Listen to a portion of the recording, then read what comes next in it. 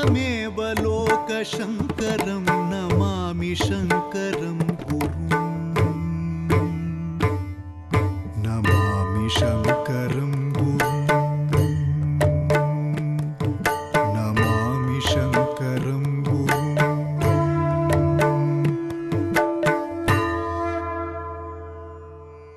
मालासुधाकुम्भविबोधमुद्रा विद्याविराजत्करवारिजाताम् अपारकारुण्यसुधाम्बुराशिं श्रीशारदाम्बां प्रणतोऽस्मि नित्यं। सदाशिवसमारम्भां शङ्कराचार्यमध्यमाम् अस्मदाचार्यपर्यन्तां वन्दे गुरुपरम्पराम्। Offering my Sashtanga Pranamas to the Padapadmas of the Ubhay Jagadgurus. In the last episode, we commenced a discussion of the Malahanikareshwarashtaka composed by Jagadguru Shri Shri Vidhushekhara Bharati Mahaswami. Today we will be looking at the second verse in the octet. Sharvaya Kashyapa Munindra Kulabhyachandra Srimad Vibhandaka Kridagriya Tapah Phalaya Shri Rishyashranga Muni Sevya Padambujaya Nityan Namostu Malahanikareshwaraya. In this shloka, the Jagadguru has summarized the connection between the Malahanikareshwara Linga and the Rishi Parampara that is renowned in Sringeri. As we all know, the Maharshi from whom Sringeri derives its name is Rishi Sringa Maharshi. His father was Vibhandaka Maharshi, by whose tapas the Malahanikareshwara Linga came into being. His father was the illustrious Prajapati, the Manasaputra of Brahma, Kashyapa Maharshi, whose tapas took place in the Kashmir region. So the three Munis, Kashyapa Maharshi, Vibhandaka Maharshi and Rishyasringa Maharshi, have been mentioned in this shloka. In the outset itself, the Jagadguru refers to Parameshwara as Sharva, Sharvaya. The word Sharva is a common epithet of Shiva. We see the Vedas also, the Shatarudriya and many other Veda mantras also refer to Parameshwara as Sharva. The word Sharva means he who pains or torments. Shrinati, Hinasti, iti Sharvaha. This name represents Shiva as the Layakarta, as the Paramatma who has to now perform dissolution, who has to now dissolve the cosmos. He performs himsa of the beings there in order to dissolve them back into their unmanifest forms. So that Parameshwara is called Sharva.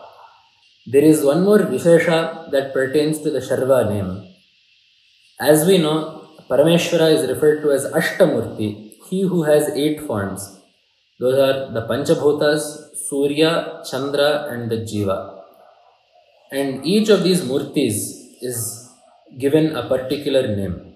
We are all very familiar with these names because these are the same names that we use to do Tarpana at the end of any Shiva Puja. The Bhavaya Devaya Namaha, Sharvaya Devaya Namaha, Ishanaya Devaya Namaha, Pashupataya Devaya Namaha, Rudraya Devaya Namaha, Ugraya Devaya Namaha, Bhimaya Devaya Namaha, Mahate Devaya Namaha. So these 8 names, Bhava, Sharva, Rudra, Ugra, Pashupati, Rudra, all of these 8 names are the names of each of Shiva's Ashtamurtis. And therein also, the Murti that presides over Bhumi, the Murti that is the Antaryami of Bhumi, controls Bhumi and is present throughout Bhumi, is known as Sharva. That is why the Shiva Purana also tells us, Urvi Sharvatmika Murtihi iti Shastrasya Nirnayaha. When discussing the Ashtamurtis, the Shiva Purana tells us that the Murti that presides over Bhumi is called Sharva. It is very appropriate that the Jagadguru has used this name to Shiva in this particular shloka. Because we are discussing the origin of the Malahanikareshwara Linga, the name Sharva is quite apt here. If we look at many kshetras, you will see that Paramatma has some connection with the Panchabhutas in some places. For example, in Arunachala, Parameshwara appeared there as a blazing pillar of fire, and then that later became the mountain we see as Arunachala today. So there Parameshwara is called the Agnilinga. In the same way, in Chidambara, Parameshwara does not have a corporeal form, but he exists there as Akasha. There is no Murti. The Akasha there is the Akasha Linga. So he is called the Akasha Linga there. In the same way, in Sringeri as well, upon the prayer of, or pleased with the prayer of Vibhandaka Maharshi, pleased with the tapas of Vibhandaka Maharshi, Paramatma manifested here as a linga that sprung from the earth. And that is why we also see that the linga goes very deep into the earth too. In fact, when renovation was being done to the Malahanikareshwara temple, all efforts to find the base of the linga proved futile. In this way, the Malahanikareshwara linga sprung from the earth. So it is very appropriate that the word used to refer to Parameshwara here in this shloka that discusses the origin of the Malahanikareshwara linga is Sharva, the name that is specific to the Bhumurti of Shiva. And then we look at how this linga came into being. Kashyapa Munindra Kulabdhi Chandra Srimad Vibhandaka Krita Agriya Tapaf Phalaya. He is the Tapaf Phala, the fruit of the tapas of Vibhandaka Maharshi, who is Kashyapa Munindra Kulabdhi Chandra. He is the moon to the ocean of Kashyapa Maharshi's Vamsha. Just as when the Kshira Samudra was churned, many objects emanated, came forth.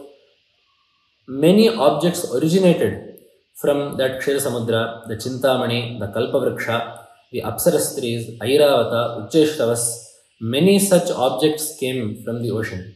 But the Chandra, the moon, surpasses all of them. The greatest entity that emerged from the Kshira Samudra was the moon. In the same way, whenever we say that someone is like the moon of a Vamsha, we mean that they are the greatest of that Vamsha. Which is why we also have that famous song, Raghuvamsha Sudham Budhi Chandra. Here Rama is referred to as the Chandra, the moon of the Sudhabdhi, the Kshirasagara, that is the Raghuvamsha. So it means that Rama is the most illustrious scion of the Raghu dynasty. In this way, here also, Vibhandaka Maharshi is called Kashyapa Munindra Kulabdhi Chandra.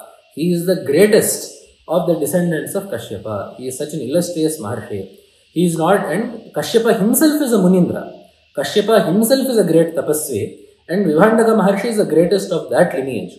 Not just by his birth, but by his own tapas as well, which is why Vibhandaka, Srimad Vibhandaka Krita Agriya Tapaf Phalaya. Parameshwara is the tapaf phala of Vibhandaka Maharshi. And it is not just normal tapas that Vibhandaka Maharshi did, but Vibhandaka Maharshi performed Agriya tapas, illustrious tapas, the greatest of all tapas. What is this tapas?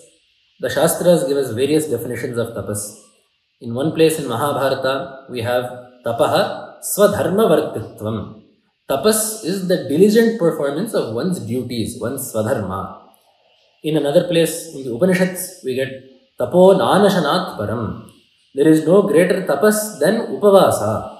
In other places, we see in the Apastamba Dharma Sutra, niyamesha tapas shabdaha, a life that is followed with a rigid code of conduct is called tapas.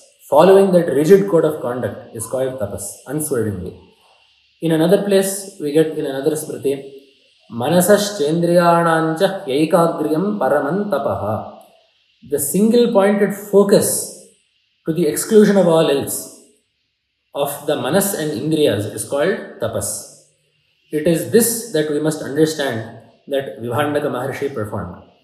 And that too, it was agriya, it was exceedingly illustrious. What makes tapas illustrious? Anything becomes illustrious when it is sattvic rather than being rajasika or tamasika. Being sattvika is the mark of being illustrious. What is sattvika tapas? Bhagavan tells us in Gita, Shraddhaya paraya taptam tapastat trividhan naraihi aphala kankshibhiryuktais sattvikam parichakshate. That tapas, which is performed without any desire of the fruit, is called sattvika tapas. Aphala kankshibhiryuktaihi. When you perform tapas for the sake of tapas, and leave the phala to Ishvara, that tapas is called sattvika tapas. So, Vibhandaka Maharshi focused his mind single-pointedly on Ishvara and did not come out of that single-pointed focus for a long period of time. He performed this tapas solely out of bhakti towards Ishvara and not for the gain of any material benefit. That is why the Tungabhadra Mahatmya also describes to us how this Maharshi performed tapas.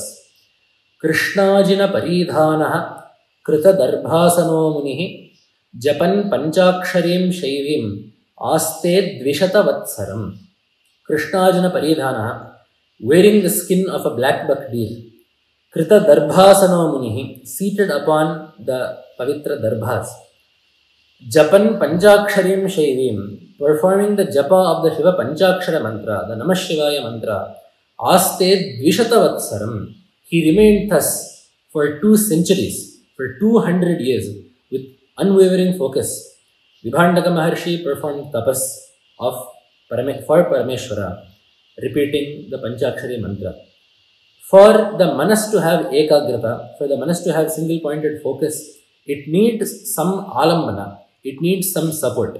So for Vibhandaka Maharshi, the support for meditation upon Shiva was the illustrious Panchakshari mantra.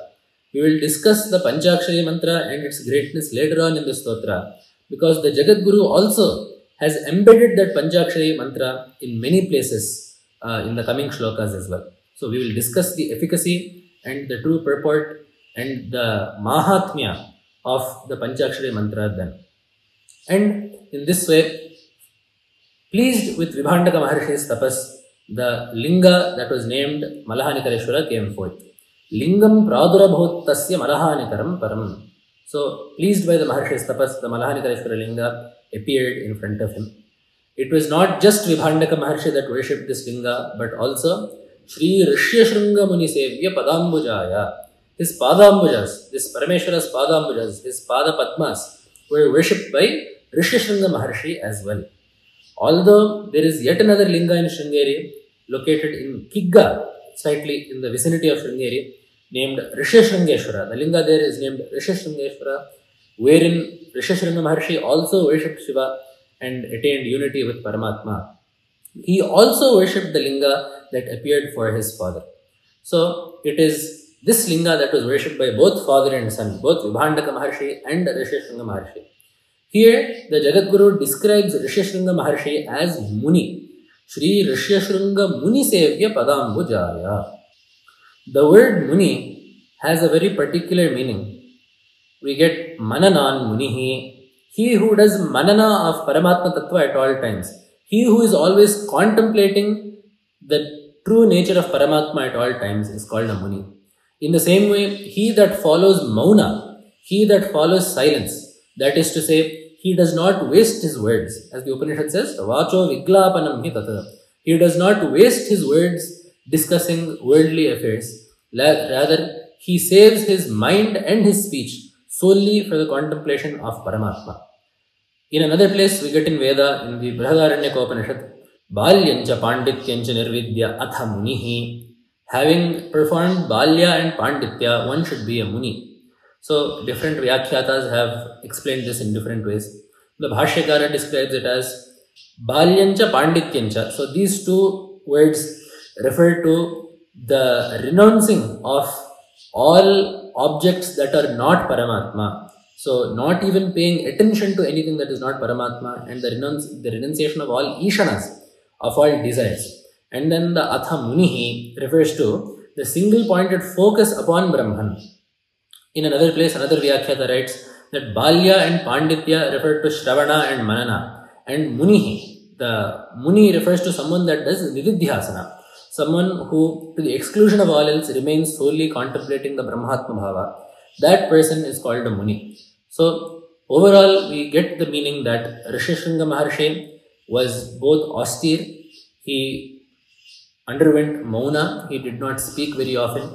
He performed great tapas. He was always engaged in the contemplation of Paramatma, and he was always established in the Nididhyasana process, the process of, to the exclusion of all other thoughts, solely focusing on the Advaita Bhavana, the Brahmatmaikya Bhavana. So it is such Rishyashrunga Maharshi that has worshipped this Parameshwara. And to such a Malahanikareshwara, Nityam Namostu. This Namaskara is not done once in some place in some time, but this Namaskara is to be offered eternally to Parameshwara. There is no one time or one place that is proper for the worship of Ishvara. All times and all places wherein we have the ability to do Namaskara to Paramatma is a fitting time to do so. To remind us of that, the Jagadguru concluded the shloka with the word Nityam Namostu Malahanikareshwaraya. In the coming verse, we will see, in this verse we have seen the relationship between the Rishi Parampara and Malahanikareshwara. In the coming verse and the rest of the stotra, you will see the relationship between now the Jagadgurus and the Malahanikara Linga. Namah Shankaraya. Namami Shankaram